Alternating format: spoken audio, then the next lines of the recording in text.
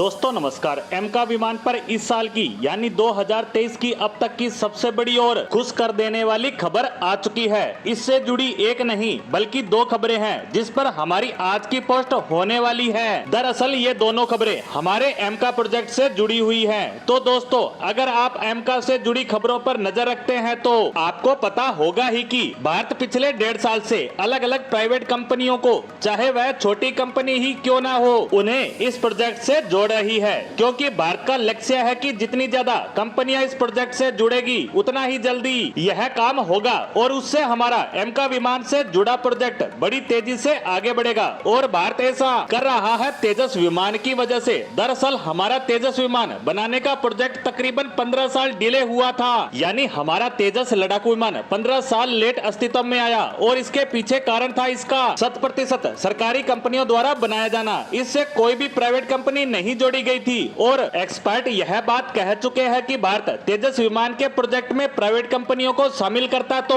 ये तकरीबन 10 साल पहले तक बड़ी संख्या में भारतीय वायुसेना का हिस्सा बन गए होते। और ऐसा इसीलिए है कि प्राइवेट कंपनियां प्रॉफिट पर काम करती है और प्रॉफिट तभी संभव है जब ये किसी प्रोजेक्ट को फटाफट तैयार करे, उसमें कम से कम समय लगे। क्योंकि जितना जल्दी वो काम पूरा होगा तो उतना ही जल्दी और बड़ी संख्या में वो उसे बेच सकते हैं, जिससे उनका प्रॉफिट बड़ा होगा। और अगर वो ऐसा नहीं कर पाते हैं तो उनकी कंपनी नुकसान में चली जाएगी। और अब भारत भी इसी से सीख लेते हुए बहुत सी छोटी और बड़ी कंपनियों को एमका प्रोजेक्ट से जोड़ रहा है। और अब इसी से जुड़ी एक बड़ी खबर आई है कि भारत की एक प्राइवेट हथियार निर्माण करने वाली कंपनी को एमका का एक बड़ा कॉन्ट्रैक्ट दिया गया है। और ये कॉन्ट्रैक्ट किस चीज का है ये जानकर आप बहुत ज्यादा खुश हो उठेंगे। दरअसल यह कॉन्ट्रैक्ट दिया गया है एमका का एक फुल स्केल मॉडल तैयार करने का। जी हाँ, अगर आप इसे नहीं समझे तो बता दूं कि इसके तहत एमका का एक मॉडल या प्रोटोटाइप तैयार किया जाएगा और उस पर टेस्टिंग की जाएगी। और वो होगी स्टेल्थ मेजरमेंट की, यानी कि एमका के पहले मॉडल पर हम ये टेस्ट करेंगे कि हमने जो स्टेल्थ टेक्नोलॉजी तैयार की है उसकी स्टेल्थनेस क्या है, उसके मेजरमेंट क्या है और क्या वह दुनिया के सबसे एडवांस और ताकतवर रडार को चकमा दे सकता है और रडार वेव्स का पूरी तरह से अवशोषण कर सकता है, जिससे वो विमान रडार पर दिखे ही ना। इन सभी चीजों का इस मॉडल पर टेस्ट किया जाएगा।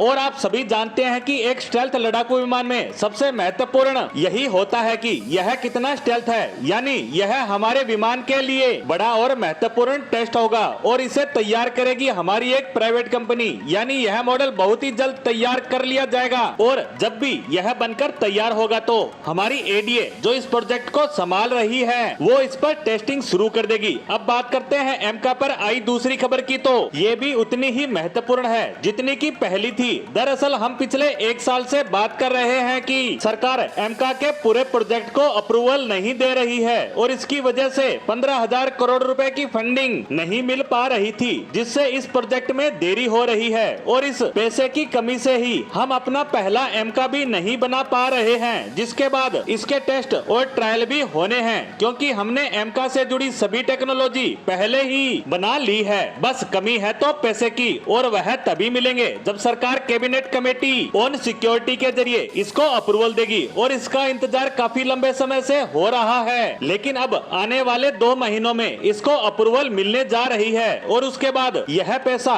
इसके निर्माण में तेजी लाएगा। इसी के साथ एमका विमान पर आई इन महत्वपूर्ण खबरों पर हमारी आज की पोस्ट को यहीं समाप्त करते हैं। धन्यवाद।